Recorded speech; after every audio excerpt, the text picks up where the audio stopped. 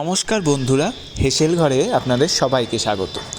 আজ আমি বানাবো রেস্টুরেন্ট স্টাইল পনির বাটার মশালা, যেটা খেতে ভীষণই ভালো হয় এবং টেস্টি হয়। লুচি, নান, পরাঠার সঙ্গে কিন্তু এই পনির বাটার মশলাটা খুব ভালোভাবে যায়। তো চলো শুরু করা যাক। প্রথমে আমি কড়াইতে দিয়ে দিচ্ছি বেশ খানিকটা সাদা তেল আর 1 চামচ মতন মাখন। তারপরে দেব 4টে এলাচ, লবঙ্গ, গোলমরিচ আর 2টো দারচিনি। এরপরে দিয়ে দিচ্ছি 2টো মিডিয়াম সাইজের পেঁয়াজ। পেঁয়াজটা খুব একটা লাল করা দরকার নেই, একটু ভাজা হয়ে গেলেই তারপর দিয়ে দিচ্ছি আদা বাটা আর কয়েকটা রসুনের কোয়া। এরপরে নাড়াচাড়া করে নেওয়ার পর দিয়ে দিচ্ছি 2টো টমেটো। এরপরে জলে ভেজানো কাজু দিয়ে দিলাম, দিয়ে দিচ্ছি স্বাদ মতো নুন, হলুদ গুঁড়ো আর কাশ্মীরি লাল লঙ্কার গুঁড়ো। তোমরা চাইলে এখানে এমনি লঙ্কার গুঁড়োও ব্যবহার করতে পারো, আর যদি তোমরা ঝাল খেতে চাও তাহলে 2টো কাঁচা লঙ্কাও ব্যবহার করতে পারো, কোনো অসুবিধা নেই। এরপরে দিয়ে দিলাম সামান্য একটু ধনে গুঁড়ো। ব্যাস, এরপরে এটাকে ভালো করে নাড়াচাড়া করে দিয়ে দিচ্ছি আন্দাজ মতন জল। তবে আমি এখানে জলটা একটু বেশি হয়ে গেছিলো, তোমরা চাইলে অল্প জল দিতে পারো। এবার এটাকে বেশ ভালো করে সেদ্ধ করতে দিতে হবে। দেখো এটা ফুটে উঠেছে। এরপরে আমি এটাকে একটা স্মুথ পেস্ট বানিয়ে নেব। আমি এটা একটু ছেঁকে অনেকটা জল ফেলে দিয়ে তারপরে আমি এটাকে পেস্ট করে নিচ্ছি। এরপরে একটা ছাঁকনির সাহায্যে বেশ ভালো করে মশলাটা আমি ছেঁকে নেব। দেখো এই যে বাড়তি যেই আদা রসুনে বা গোটা গরম মশলার যে খোসাগুলো ছিল সেইগুলো আমি ফেলে দিলাম। এরপরে আবারও কড়াইতে দিয়ে দিচ্ছি বেশ খানিকটা সাদা তেল আর মাখন। ফোড়নে দিলাম অল্প একটু জিরে।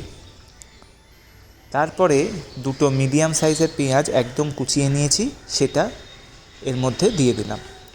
অল্প ভাজা ভাজা হয়ে আসলেই তারপরে যে মশলাটা আমি পেস্ট করে রেখেছিলাম সেটা এর মধ্যে দিয়ে দেব। দেখো পেঁয়াজটা প্রায় লাল হয়ে এসেছে। এরপরে যে পেস্টটা আমি তৈরি করে রেখেছিলাম সেটা এর মধ্যে দিয়ে দিচ্ছি।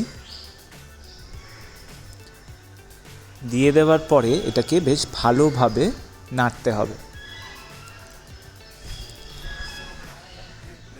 ব্যাস, আমার এখানে নাড়া হয়ে গেছে। এরপরে যে বাটিতে যে গায়ে একটু লেগেছিল মশলাটা, সেটা জল দিয়ে ধুয়ে আমি এর মধ্যে দিয়ে দিলাম। দিয়ে এটাকে এবার কিছুক্ষণ আমি হতে দেব।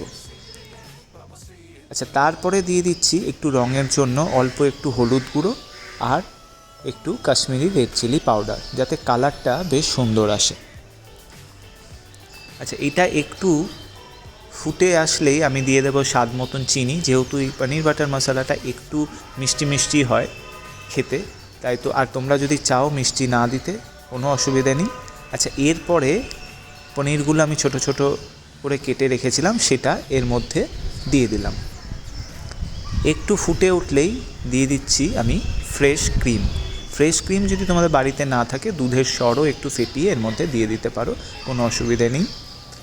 আচ্ছা, আবারও ভালো করে নাড়াচাড়া করে দেওয়ার পর এটা দেখতেই পাচ্ছ অনেকটা ফুটে এসেছে। এরপরে দিয়ে দিচ্ছি আর একটু বাটার। যেহেতু এটা পনির বাটার মশলা, তাই এতে বাটারের পরিমাণটা কিন্তু বেশি থাকবেই, তাই এতে কোনো কৃপণ করলে কিন্তু চলবে না। আচ্ছা, আমার অলমোস্ট হয়ে গেছে। এরপরে দিয়ে দিচ্ছি কাসুরি মেথি।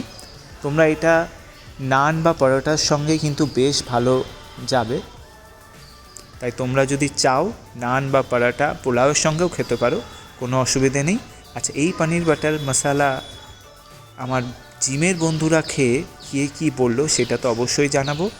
আর রেসিপিটা ভালো লাগলে অবশ্যই লাইক কমেন্ট শেয়ার করতে কিন্তু একদম ভুলবে না। তাহলে চলো এবার জিমে যাওয়া যাক।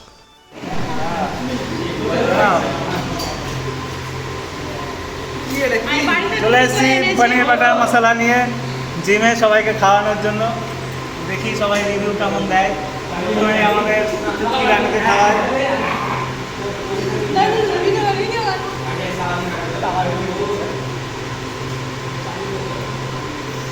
ও খাওয়াচ্ছে কারণ যে সবাই বেশি খেয়ে নিলে বলে এখন আমাকে বেছে বেছে দিচ্ছে এইদিকে সাইড কর। মিষ্টি না, পনির আছে। কি পনির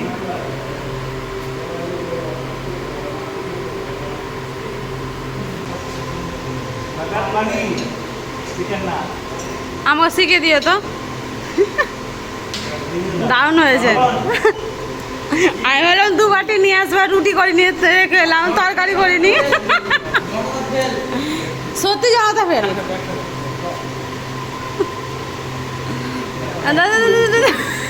দাঁড়া দাঁড়া, চুল না চুল না চুল না চুল না চুল না চুল না, এই ছিল ওটা।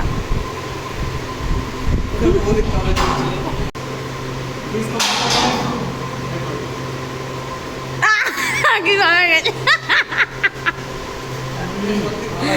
তুমি খাও। কাদরা কাদরা মধুবন বেল মধুবন তাহলে আমিও দেখি কেমন হয়েছে। নিজে খেয়েছে তো বটে। আর খেতে হবে না। চেহারা আসছে না, একদম। টেস্ট আসছে না। সত্যি ভালো না খুব সুন্দর হয়েছে।